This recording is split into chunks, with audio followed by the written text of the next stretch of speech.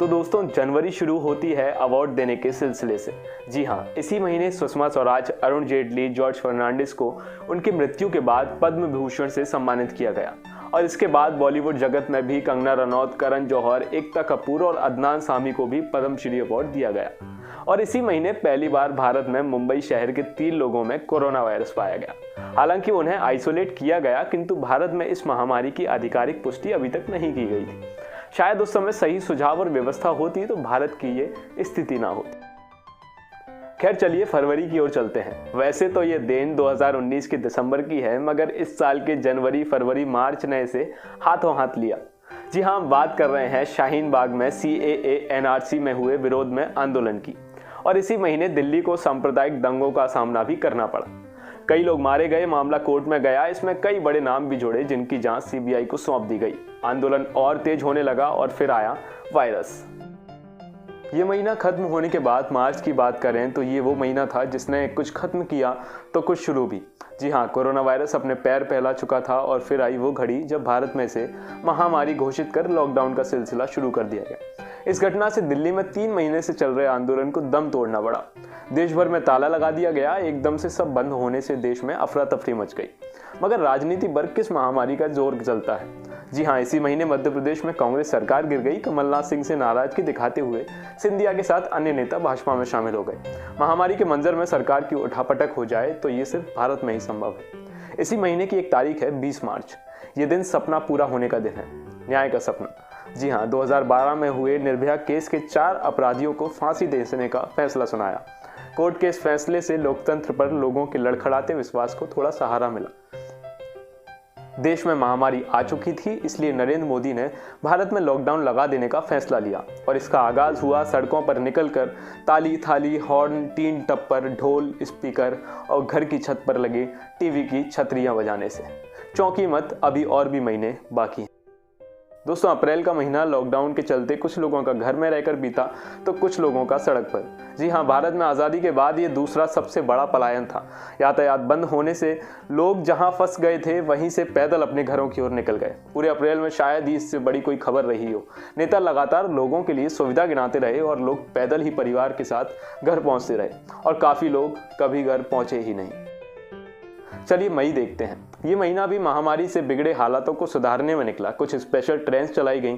लगातार पलायन कर रहे लोगों से संपर्क बनाने की नीतियां बनाई जाने लगीं। फिर भी अचानक से बिगड़ी स्थिति पर काबू पाना आसान नहीं था। लाखों लोग सड़कों पर थे और कोरोना वायरस लगातार तेजी से बढ़ता जा रहा था। सरकार की सुविधाओं से ज्यादा मदद सोनू सूद ने की। सड़कों पर लगातार अपनी टीम के साथ पलायन कर रहे लोगों से सीधा संपर्क साधा। बिना किसी कागजी औपचारिकताओं के बिना उनके लिए वाहन भेजे और सलामती घर पहुंचाया। इस सेवा भाव से सोनू सूद देश भर में रियल हीरो बन गए। इन सबके बीच हमारे देश के दिग्गज नेताओं की ऊटपटांग बयानबाजी जारी रही। गो कोरोना गो से लेकर बाबा रामदेव की तथाकथित कोरोना वैक्सीन तक हमारे वैज्ञानिक पत्रकार भी लगातार कोरोना को सांप्रदायिक रंग देने में पूरी मेहनत में लगे हुए थे। फिर भी उन्हें मुंह की ही खानी पड़ी।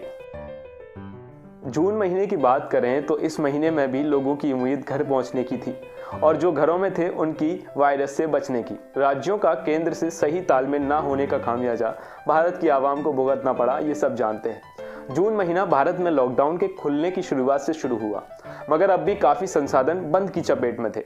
इसी महीने बांद्रा में सुशांत सिंह राजपूत ने अपने घर पर आत्महत्या कर ली और पत्रकारों को रोजगार मिल गया। कोरोना से बिगड़े हालातों से भटका कर और सुशांत की आत्महत्या को मर्डर बताकर न्याय की मांग की जाने लगी। हालांकि महामारी के दौरान बॉलीवुड जगत की कई बड़ी हस्तियों ने हमें अलविदा कहा। इनमें इरफान खान, ऋषि कपूर, SP बालासुब्रमण्यम के साथ और भी कई बड़े नाम हैं। ये सिनेमा जगत के लिए बड़ा झटका था। इसी महीने भारत चीन के बीच गलवान घाटी पर हुए सीमा विवाद की भी बातें सामने आई। इस मुद्दे पर भी नेताओं के गोलमोल जवाबों से जनता का मनोरंजन होता रहा। कोई बोला कि सीमा में कोई घुसा ही नहीं है और कोई बोला कि सीमा से बाहर निकाल दिया गया है। मीडिया इसमें भी अपने मतलब के रंग निकालती रही।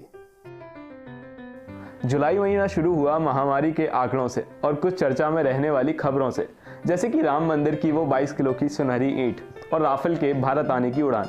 इन चर्चाओं ने लोगों का ध्यान ऐसा खींचा कि PPE किट ना मिलने पर प्रदर्शन कर रहे डॉक्टर पर किसी का ध्यान नहीं गया। आम बात है। चलिए सावन के महीने यानी कि अगस्त की ओर चलते हैं। ये अनलॉक होने की प्रक्रिया के तीसरे चरण का महीना था। थोड़ी थोड़ी रियायतें हर क्षेत्र में दी जाने लगी थी। लोगों का घरों से निकलना धीरे धीरे शुरू होने लगा था, 2 गज दूरी और मास्क जरूरी के साथ। और फिर आया एक ऐतिहासिक दिन। हालांकि भारत में हर दिन ऐतिहासिक दिन है, मगर हम बात कर रहे हैं 5 अगस्त की, राम मंदिर के पूजन की। देश भर की तमन्ना थी कि वह इस दिन उत्सव मनाए, अयोध्या जाएं, मगर ये सौभाग्य प्राप्त हुआ नरेंद्र मोदी और कुछ गिने चुने नेताओं को। लोगों को टीवी पर प्रसारण देखकर ही संतुष्ट होना पड़ा। इसी बीच नीट और JEE जैसी बड़ी परीक्षाएं होनी थी। महामारी के दौरान परीक्षा स्थगित करने के लिए छात्रों की मांग उठी। ट्विटर पर ट्रेंड चला, सरकार ने एक न सुनी और छात्रों को परीक्षाएं देनी पड़ी। सितंबर की खबरें ये हैं कि ट्रेनों की संख्या बढ़ाई जाने लगी। कई जगह कोरोना के आंकड़े भी गिरने लगे थे। लोगों को और राहत दी जाने लगी थी। सीमा पर हुए विवाद की खबरें सितंबर में भी चर्चा का विषय बनी रहीं। इसी महीने हाथरस में हुए अपराध से सब परिचित हैं।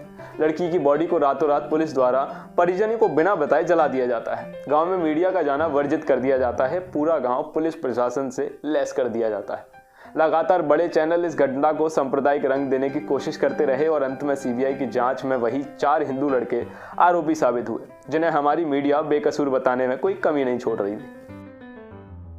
गांधी जयंती से शुरू हुए अक्टूबर में पता चला कि सरकार द्वारा महीनों से जिस आरोग्य सेतु के ढोल पीटे जा रहे थे, वो ऐप किसने बनाया, इसकी उन्हें कोई जानकारी तक नहीं। हमारी सरकारें बस इतना जानती हैं कि किसी भी कीमत पर चुनाव कैसे जीते जाएं। और इसी महीने चुनाव बिहार में थे।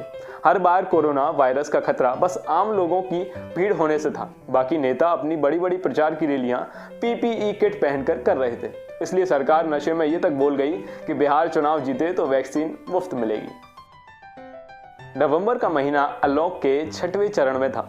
यातायात, साधन, संसाधन और कई संस्थानों से ताला खोल दिया गया था। एक स्थान अभी भी बंद था, जो मैं अगले महीने में बताऊंगा। इसी महीने लोकतंत्र के तथाकथित चौथे स्तंभ के लोग भी जेल गए। मामला आप सब जानते हैं। हालांकि 1 सप्ताह बाद पत्रकार को रिहा कर दिया गया। दोस्तों, इसी महीने अमेरिका में चुनाव भी थे और नमस्ते ट्रंप को जो बाइडन ने टाटा बाय बाय कर दिया। यानी कि नरेंद्र मोदी की पार्टी हार गई और अमेरिका की बागडोर पहुंची जो बाइडन के हाथों में। इसी महीने मध्य प्रदेश में भी चुनाव थे। ये चुनाव मार्च में कांग्रेस की सरकार गिरने के बाद फिर से हो रहे थे। इसी महीने लोगों ने सेना द्वारा POK पर एयर स्ट्राइक करने की अफवाह उड़ा दी। फिर सेना ने ही इनके फर्जी होने का स्पष्टीकरण दिया। वैसे अफवाह उड़ाना भारत में आम बात है। अफवाहों के साथ इंसान तक उड़ा दिए जाते हैं। ये साल भी जाते जाते भारत को एक बड़ा आंदोलन दे गया। ये शुरू हुआ 25 नवंबर के दिन।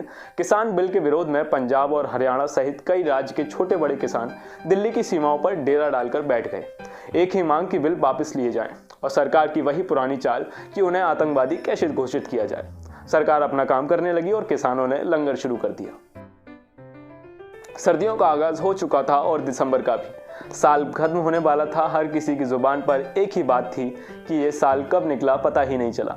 लॉकडाउन खुल चुका था और एक जगह देश में अब भी बंद थी, जिसकी अहमियत भारत में कम ही है। वो है विद्यालय, विश्वविद्यालय, जिसकी बात मैंने की थी। तो यही है एकमात्र वो जगह जिस पर अभी भी तक ताला लगा हुआ है और वजह है कोरोना वायरस। है ना अजीब? छोड़ो, आपकी ज़रूरत की सारी चीज़ें खुल चुकी हैं तो अनलॉक का आनंद उठाओ। ये दिसंबर भी किसान आंदोलन की खबरों से ही बीता। लाखों किसान सड़कों पर बैठे थे। दिल्ली की सर्दी के बीच लंगर चलाते हुए किसान अपनी मांग पर टिके हैं और सरकार अपनी जिद पर। फिलहाल आंदोलन जारी है और आज 2021 का पहला दिन है। मुद्दे की बात बताऊं तो पूरे साल मीम्स और नेताओं ने लोगों का मनोरंजन भर भर के किया है और इसकी आने वाली साल में भी कोई कमी नहीं रहने वाली। उम्मीद करते हैं इस साल देश और देशवासियों को किसी परेशानी का सामना न करना पड़े। तो दोस्तों, सभी को नववर्ष की हार्दिक शुभकामनाएं। देखते रहिए मेरे साथ आज़ाद बोल।